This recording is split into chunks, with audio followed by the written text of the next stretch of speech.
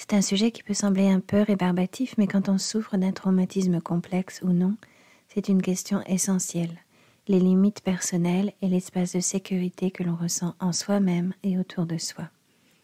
En cas de traumatisme, ces limites et cet espace ont été violés et on peut avoir le sentiment de ne plus avoir de limites ou de ne plus avoir de protection, d'être constamment envahi par des sensations qu'on ne maîtrise pas ou de ne pas pouvoir se protéger d'une attaque extérieure. Et cela prend souvent la forme d'une attaque qui vient de l'intérieur de nous-mêmes. C'est un peu comme si on habitait une maison sans porte ni fenêtre. Les ennemis viennent de l'extérieur et ils s'installent. Dans cette vidéo, je vais vous parler de cela et dans une prochaine vidéo, je vous proposerai une séance de sophrologie pour installer de solides limites et créer et ou renforcer un espace dans lequel vous vous sentez ou vous sentirez en sécurité. Par la suite, je mettrai en ligne d'autres vidéos avec lesquelles vous pourrez installer de nouvelles ressources positives dans cet espace. La confiance, la sérénité, la concentration, une meilleure image de vous-même, etc.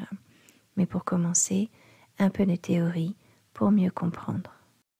Quand on a grandi dans un contexte dysfonctionnel avec par exemple un parent narcissique ou alcoolique ou dépressif même, on peut développer un stress post-traumatique complexe. C'est le cas également à l'âge adulte, si par exemple on est en couple avec une personnalité narcissique ou si on est victime d'un harcèlement moral au travail. L'une des conséquences de cette situation, c'est que la perception que nous avons de nos limites personnelles n'est pas claire.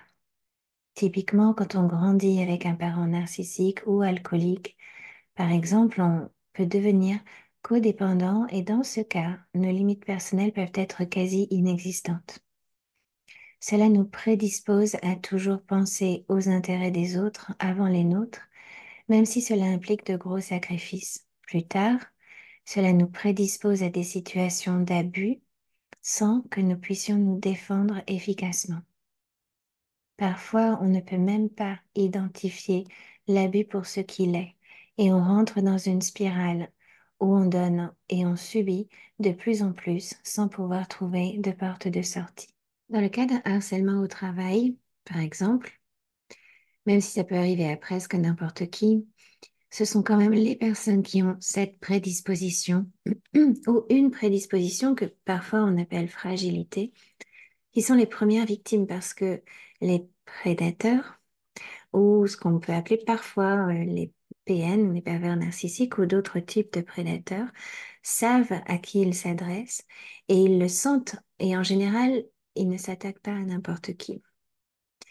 C'est la même chose dans la sphère privée. Certaines personnes comme moi sont des aimants à narcissiques. Et même si c'est terminé aujourd'hui, je dois le dire, mais par le passé, j'étais constamment vampirisée par ce genre de personnes. Et il m'a fallu vraiment faire un travail sur moi et prendre des décisions assez radicales et souvent difficiles pour que ça s'arrête et que ça change. Je prétends pas avoir la solution pour chaque situation, chaque personne, car que ce soit à la maison ou au travail ou dans la sphère sociale, c'est souvent assez complexe. Mais une chose que je sais, c'est que quand on parvient à ressentir ses limites personnelles de l'intérieur, quand elles sont intégrées, alors il devient beaucoup plus facile de se rendre compte de ce qui ne va pas et beaucoup plus facile de se défendre et de faire respecter son espace personnel et de se faire respecter tout court, ce qui implique aussi de faire cesser les abus. Cela permet aussi de retrouver son énergie et d'envisager l'avenir différemment si les changements sont nécessaires et que l'on a besoin de toutes ces ressources comme le temps, l'énergie, l'espace mental pour les mettre en œuvre. La sophrologie a été l'une des approches que j'ai utilisées pour moi-même. J'ai aussi fait une formation de 3 ans et demi et je suis aujourd'hui sophrologue. Et avec la sophrologie, on peut vraiment développer ou redévelopper une perception interne de nos limites personnelles. C'est en principe ce qu'on fait naturellement quand on grandit, mais ça ne se construit pas toujours de manière idéale. Et en tant qu'adulte, on peut également perdre ses acquis si par exemple on tombe sur un patron qui nous fait subir un harcèlement moral, tandis que nous voulons garder notre job à tout prix. Dans la prochaine vidéo, j'ai un chat dans la gorge. Dans la prochaine vidéo, je vais vous guider dans un exercice de sophrologie qui vous aidera à prendre contact avec votre corps et à ressentir votre espace vital et votre espace de sécurité. Vous pouvez le faire à la maison ou au travail, vous pouvez rester assis et plus... J'ai un chat dans la gorge. Plus vous le ferez régulièrement et plus vous intégrerez les bienfaits de la séance. Vous pouvez poser comme intention de vous détendre, de vous centrer dans votre espace vital, un espace protégé où vous pouvez utiliser et installer le calme, la sérénité, le plaisir et toute autre ressource et émotion positive. C'est la base de tous les exercices que je vais vous proposer à l'avenir, donc vous restez connectés.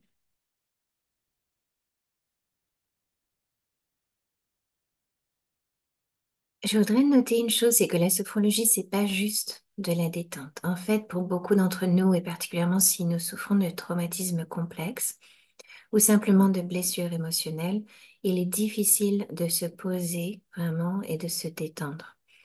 Le risque, c'est de devoir affronter des émotions ou un malaise qui émerge des profondeurs de nous-mêmes. Et cette impossibilité est d'ailleurs la cause majeure de la plupart des addictions. Je pense particulièrement à l'addiction aux écrans, mais aussi à l'alcool et à toutes sortes de choses. Quand on pense aux addictions, on pense surtout à des trucs qu'on ingère, mais il y a aussi l'addiction au comportement. Et quand je vous parlais plutôt de la codépendance, il s'agit aussi une forme d'addiction. Le but d'un comportement addictif, c'est de nous éloigner de toutes ces sensations insupportables qui émergent de l'intérieur de nous-mêmes. Prendre une cigarette, ça distrait.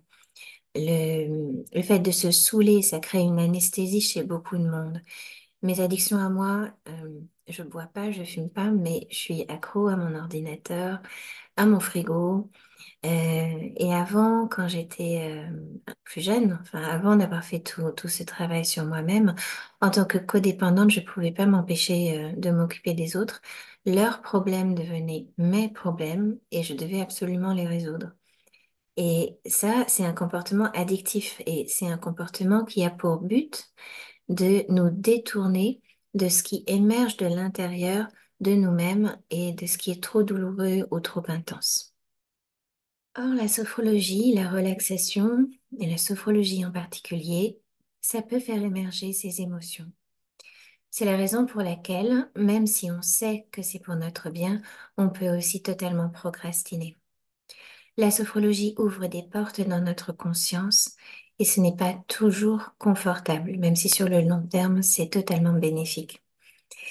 Et je veux vous rassurer ici parce que notre conscience, notre inconscient également, nous présente toujours ce que nous et uniquement ce que nous sommes prêts à supporter dans le moment présent.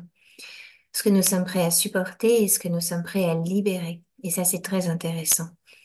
Le corps et le psychisme sont bien faits et ils nous protègent dans une très grande mesure. Par exemple, en cas de traumatisme, la raison pour laquelle nous ne nous souvenons pas de certaines choses, c'est que notre inconscient nous protège de quelque chose qui serait trop difficile à vivre pour nous, jusqu'à ce que nous soyons prêts à nous souvenir et à ressentir ce qui est lié à ce souvenir.